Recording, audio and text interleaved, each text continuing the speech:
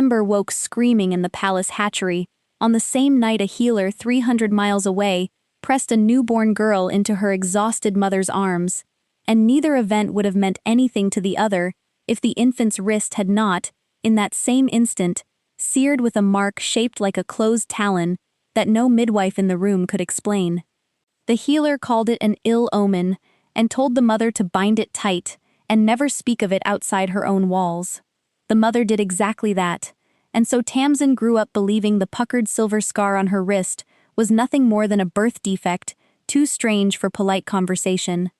She was 26 now, a blacksmith's daughter who had taken over her father's forge 2 winters ago when his hands had finally given out, and she kept the scar covered with a leather wrist guard she told customers was simply protection from sparks.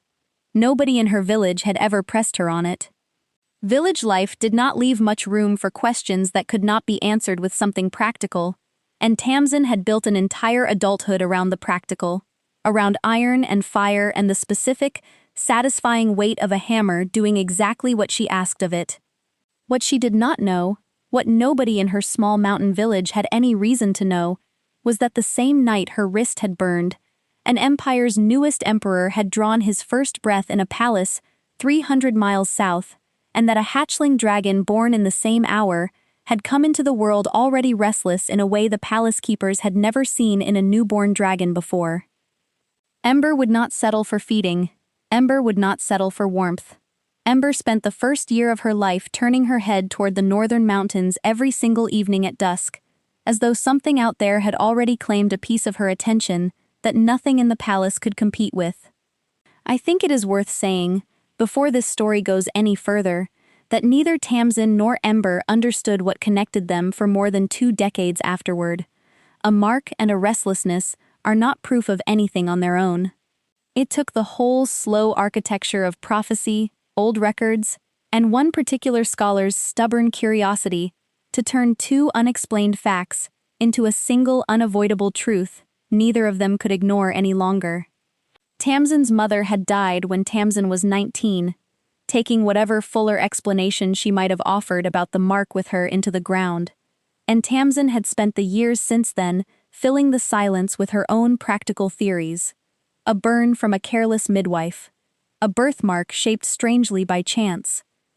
She had settled, mostly, on not thinking about it at all, the way a person learns not to think about an old injury that no longer troubles them so long as it stays covered and undisturbed, and the forge had given her plenty of honest, demanding work to keep her mind occupied elsewhere. The scholar's name was Bram, and he had spent 11 years buried in the Imperial Archive cataloging dragon-bond prophecies that most of the court considered decorative superstition rather than anything worth serious study. He found the reference by accident, tucked into a genealogical record 3 reigns old, describing a rare and ancient phenomenon called the mirrored mark, a talon-shaped scar that appeared on the wrist of a single infant somewhere in the Empire in the exact hour an emperor's dragon was born, binding the 2 lives together, whether either of them ever learned of it or not. Bram brought the record to Emperor Corin on a morning when Corin had far more pressing matters demanding his attention, and Corin, who had grown up hearing every kind of prophecy dismissed as flattery or nonsense by his own father, very nearly sent the scholar away without a proper hearing. Something in Bram's insistence stopped him. Corin had watched Ember turn her head toward the northern mountains every dusk of her whole life without explanation, had felt the particular ache of a bonded dragon who seemed to be searching for something her own rider could not provide, and the record in front of him offered, for the first time, a reason that was not simply his own inadequacy. "If this is real," Corin said, turning the brittle page over carefully in his hands, "then somewhere in this empire there is a person Ember has been looking for since the hour she hatched, and we have wasted 26 years not looking for them at all." Bram did not answer right away, weighing the size of what he was about to suggest before he let himself say it plainly. "The record names no method for finding them," he admitted, "except the dragon herself. If the bond is real, Your Majesty, Ember may be the only one capable of finding the other end of it."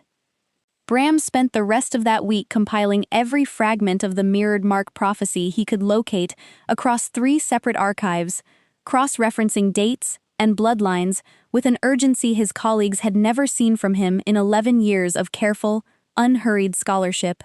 He found only 2 prior recorded instances in 4 centuries of imperial history, both incomplete, both ending in records that simply stopped without explanation partway through the story. That absence troubled him more than a clear failure would have.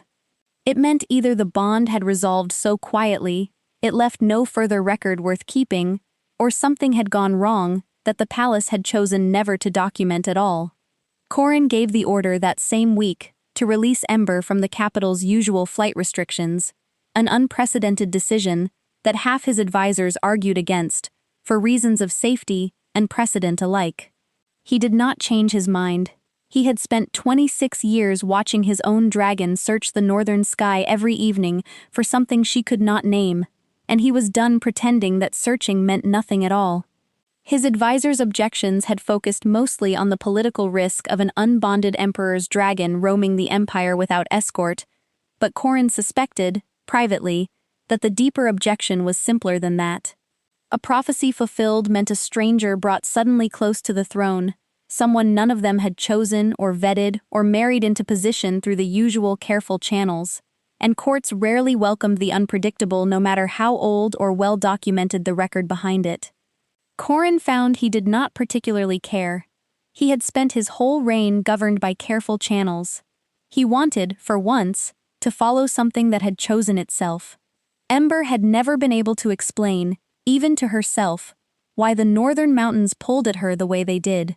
She had flown that direction countless times over the years without permission, always called back before she got far enough to satisfy whatever it was that kept drawing her there, and the frustration of it had settled into her over 2 decades into something closer to a permanent ache than a passing curiosity. Writers spoke of bonds as though they were simple things, a rider and a dragon, and nothing more complicating the shape of it.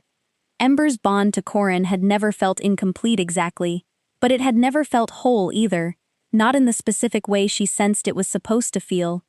She had tried, over the years, to explain the sensation to Corin the only way a dragon could explain anything to her rider, through posture and restlessness, and the particular quality of her silence, on the evenings the pull grew strongest, and Corin had always responded with patience rather than frustration, which was, she suspected, part of why the bond between them had stayed strong, despite the missing piece neither of them could name. He had never once made her restlessness feel like a failure of loyalty. He had simply waited, the same way she had waited, for an answer neither of them knew how to go looking for. The morning Corin finally released her from the flight restrictions, Ember did not wait for a second invitation.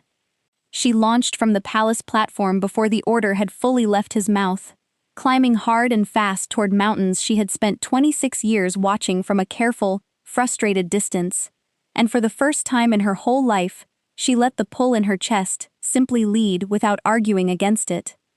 She flew for 2 full days, resting only when her body demanded it, tracking something she could not have described in words, but recognized instantly the moment the terrain beneath her began to match it. The village came into view on the evening of the 2nd day, small and unremarkable, smoke rising from a dozen chimneys, including one attached to a forge, whose particular ringing hammer sound reached her ears before she had even fully cleared the last ridge. Ember circled the village once, twice, feeling the pull in her chest sharpen into something almost unbearable, and on the 3rd pass she saw a woman step out of the forge doorway to look up at the sky, one hand shading her eyes against the setting sun, the other wrist wrapped in worn leather that Ember, without any explanation she could offer even herself, suddenly needed to see uncovered more than she had ever needed anything in 26 years of restless searching. Ember did not descend immediately. She held her position above the village for another full circuit, some instinct older than her own understanding, warning her not to frighten the very thing she had spent 2 decades searching for, and used the extra minutes to study the woman below more closely, the set of her shoulders, the steadiness with which she stood her ground while an entire village fled indoors around her. Ember had flown over frightened villages before. This was not fear rising up to meet her from that doorway. It was something closer to recognition, and Ember found herself circling one final time, simply to be certain she was reading it correctly, before she committed to landing. Tamsin heard the wing beats before she saw the dragon, a sound too large and too deliberate to belong to any bird she knew, and stepped outside the forge in time to watch an enormous copper-red shape circle low over the village rooftops, with an intensity that made her hammer feel suddenly very small in her hand. The village scattered indoors around her, shutters slamming closed up and down the narrow street, but Tamsin found herself rooted in the doorway instead, some instinct keeping her feet planted, even as every reasonable part of her mind told her to retreat.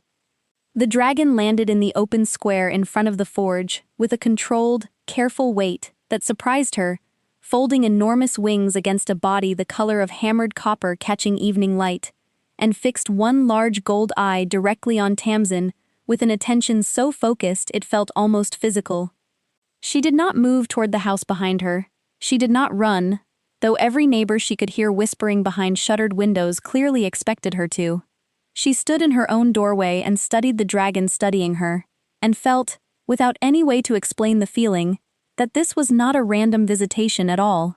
"I don't know what you want," Tamsin said, her voice steadier than she expected it to be, one hand instinctively going to the leather guard, covering her wrist, though she could not have said why the gesture felt necessary.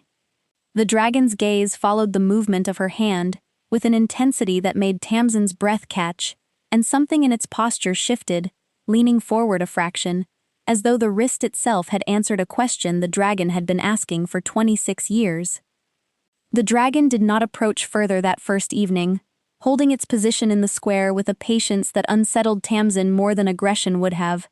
and when full dark finally fell, it simply folded itself down against the packed earth, and stayed exactly where it was, clearly intending to remain through the night, regardless of whether the village welcomed the company or not. Tamsin did not sleep that night either, sitting instead near her open window with a lantern turned low, watching the copper shadow of the dragon settled in the square below, with a mixture of fear and something else she could not yet put a name to. She thought about her mother's old warning to keep the mark covered and never speak of it, a warning she had followed faithfully for 26 years without ever once questioning where it had come from. For the first time in her adult life, she found herself wondering whether her mother's caution had been protecting her from something, or protecting her from exactly this. Word of the dragon in the square reached the village elder within the hour, and by morning half the village had gathered at a cautious distance to argue about what should be done, though none of them could agree on anything beyond the fact that a dragon simply sitting in the square, unmoving and apparently uninterested in anyone but Tamsin, did not match any story they knew about what dragons did to villages they visited uninvited. Tamsin listened to the arguing from her own doorway, and found she cared less about the village's opinion than she expected to, her attention caught entirely by the patient copper shape that had not once looked away from her since dawn. She approached it herself by mid-morning, ignoring the elder's protests, walking across the square with a steadiness she did not entirely feel, until she stood close enough to see the fine details of scales that had looked uniform from a distance, and were, up close, a whole landscape of subtly shifting color. The dragon lowered its head to meet her at eye level, slow and deliberate, and made a low sound in its chest that was not quite a growl, and not quite anything Tamsin had a word for. "You keep looking at my wrist," she said, and the words came out steadier than the racing feeling in her chest suggested they should. She hesitated only a moment before unbuckling the worn leather guard she had worn every day for as long as she could remember, exposing the puckered, talon-shaped scar underneath to open air and an audience for the first time since she was old enough to understand her mother's instruction to keep it hidden. The dragon went utterly still the instant the mark came into view, and then, with a care that startled Tamsin more than any aggression could have, lowered its massive head until the tip of its snout hovered just above the scar, without quite touching it, holding that position as though it had finally, after 2 decades of restless searching, found the one thing it had been looking for the entire time, and did not quite trust itself to believe it yet. The elder had gone quiet behind her somewhere in the last few minutes, and Tamsin realized, distantly, that the whole gathered crowd had stopped arguing entirely, watching in a silence that had shifted from fear into something closer to awe. She did not turn to look at any of them. Every part of her attention had narrowed down to the warm, careful weight of a dragon's breath against her bare wrist, and to the strange, undeniable feeling that whatever came next in her life, it was not going to look anything like the 26 years that had come before it. The moment the dragon's snout finally made contact with the mark on her wrist, a warmth spread up Tamsin's arm that had nothing to do with the fire she had spent her whole life working beside, a sensation like recognition given a physical form, and she gasped aloud at the strangeness of feeling something ancient settle into place inside her that she had never known was missing. The dragon made a sound then that was unmistakably relief, a low rolling note that seemed to come from somewhere far deeper than its chest, and Tamsin found herself laughing through sudden, unexpected tears at the sheer absurdity of understanding, in that instant, that the scar she had spent 26 years hiding had been waiting her entire life for exactly this moment. "I don't know what just happened," she admitted, her voice thick, one hand still resting against the warm plate of scale beneath the dragon's eye, "but I don't think I've ever felt anything less like a mistake." The dragon pressed more firmly into her palm in response, a gesture so plainly affectionate that the last of the village's murmured fear behind her seemed to quiet along with it, replaced by a confused, uncertain curiosity that Tamsin could feel without needing to turn and look at it directly. Riders arrived from the capital 3 days later, having tracked Ember's flight path north through a chain of relay messages, and Tamsin learned for the first time, standing in her own square with her wrist finally uncovered to daylight, that the dragon who had found her belonged to the emperor of the entire empire, and that the mark she had hidden her whole life had been seared into her skin the exact hour that same emperor was born. I do not think Tamsin fully understood, in that first dizzying hour of explanation, what any of it would mean for the shape of her ordinary life going forward. She understood only the warmth still settled in her arm, and the copper-red dragon now curled protectively close around her forge, unwilling, even with riders arrived and orders given, to put more than a few feet of distance between itself and the wrist it had spent 26 years searching for. The lead rider, a weathered woman named Corvina, who had served 3 emperors in her long career, watched Ember's protective posture with an expression Tamsin could not quite read, somewhere between professional caution and genuine wonder. "I have never seen her settle like this," Corvina admitted, quiet enough that only Tamsin heard it clearly. "Not with the emperor himself, not in 26 years of service. Whatever you are to her, it is not a small thing, and I think you should prepare yourself for a great many people wanting to understand exactly what that means." The riders wanted to carry Tamsin back to the capital immediately, citing the significance of the discovery and the emperor's own urgent wish to understand what the bond meant, and Tamsin refused to leave until she had settled the forge into someone else's capable hands and said a proper goodbye to a village that had known her whole life, however strange the last 3 days had made that life suddenly seem. The dragon, whom the riders called Ember, waded through all of it with a patience Tamsin was beginning to recognize as fundamental to her nature, rather than a temporary courtesy.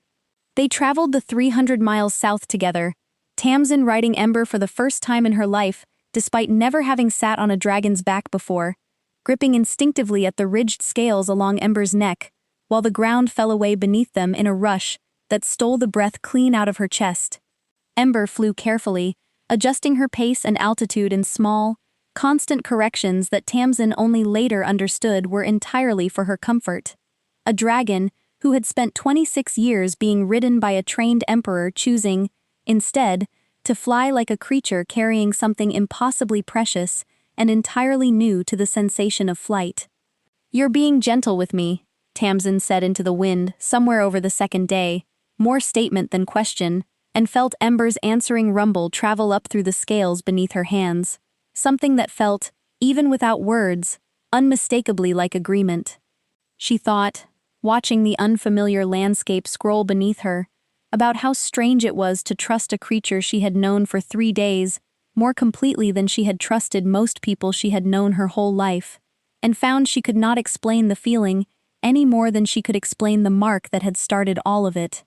They reached the capital on the evening of the 3rd day, the palace rising out of the valley below them in a way that made Tamsin's forge, her whole mountain village, feel impossibly small and far away, and she felt Ember's pace slow beneath her as they approached, as though the dragon understood exactly how much was about to change, and wanted to give her passenger one last unhurried moment before it did.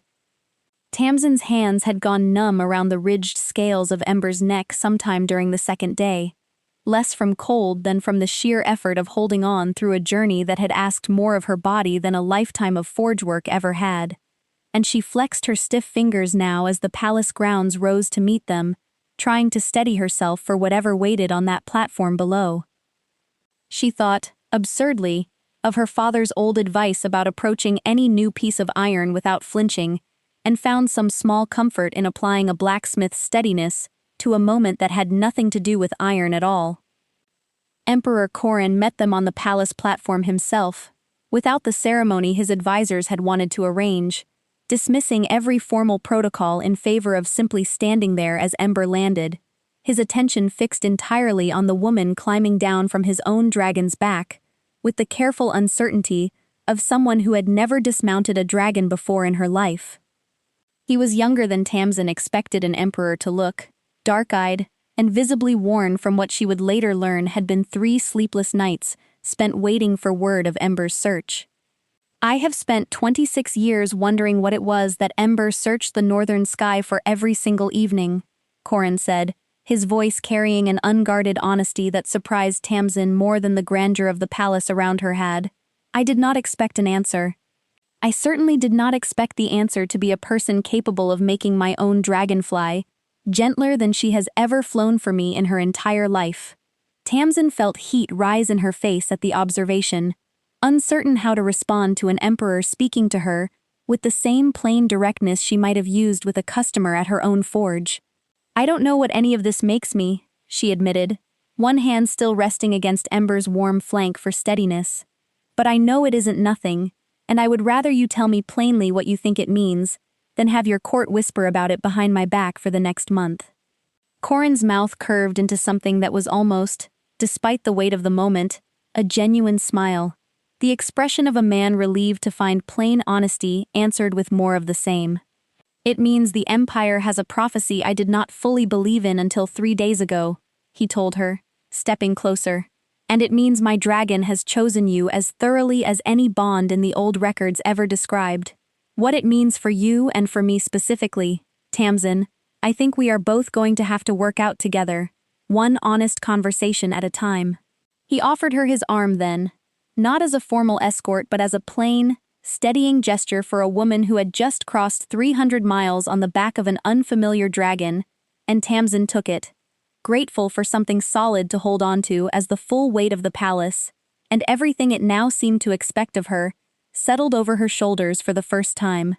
Ember followed them both across the platform at an unhurried pace, close enough to keep watch, far enough to let the two of them begin, however awkwardly, to find their own footing with each other. The court's reaction, once the news spread past the palace walls, split cleanly down a line Tamsin had not anticipated, half the nobility fascinated by the romance of an ancient prophecy fulfilled, and half deeply suspicious of a blacksmith's daughter suddenly positioned so close to the throne, through nothing more than an unexplained mark on her skin. Tamsin bore the whispering with the same steady patience she had once brought to a stubborn piece of iron that refused to take its shape on the first attempt, though she admitted to Corin, in one of the increasingly frequent evenings they spent walking the palace gardens together, that the scrutiny wore at her more than she wanted to show. "I did not choose this mark," she told him one evening, watching Ember doze in the garden's largest clearing, with the specific contentment of a dragon finally at rest after 26 years of restless searching. "I did not choose to be born the same night as you, or to have this scar burned into me before I could form a single memory of my own life. Some days I wonder how much of what I feel for you is truly mine, and how much of it is simply the mark doing what the old records say it was always going to do, regardless of what either of us wanted." Corin considered the question with the seriousness it deserved before answering, choosing his words with the same care he brought to matters of state. "I have wondered the same thing," he admitted, low, "but I have watched Ember fly gentler with you after 3 days than she has managed with me after 26 years, and I do not think a mark alone accounts for gentleness. I think the mark opened a door." I do not think it walked either of us through it against our will. Tamsin turned that answer over for a long moment, watching the evening light settle gold over the garden, and felt something in her chest ease that had been tight since the moment the riders first arrived in her village square. I want to choose this because I want it, she said finally, quiet and certain, not because a scar on my wrist decided it for me 26 years before I understood a single thing about my own heart. Corin reached for her hand, the one bearing the mark, and pressed his lips gently against the scar itself, a gesture that felt, to both of them, like the first choice either had made freely since Ember's arrival. They spent the following month testing exactly that question, deliberately setting aside every assumption the prophecy had handed them, choosing instead to build something slower and more ordinary underneath it. Long conversations in the garden that had nothing to do with bonds or destiny. Quiet mornings where Corin visited the small forge Tamsin had insisted on setting up within the palace grounds, simply to keep her hands busy with work she understood. Evenings spent watching Ember hunt in the hills beyond the capital, with the easy, settled contentment of a dragon who had finally stopped searching. I think I would have found my way to you eventually, Tamsin told him one of those evenings, working a piece of scrap iron into shape more out of habit than necessity, while Corin watched from his usual place at the edge of her small forge. Slower, maybe. Without a dragon flying 300 miles to speed the whole thing along. But I don't think I would have stopped at a forge in a mountain village forever, and I don't think you would have stopped searching the northern sky forever either.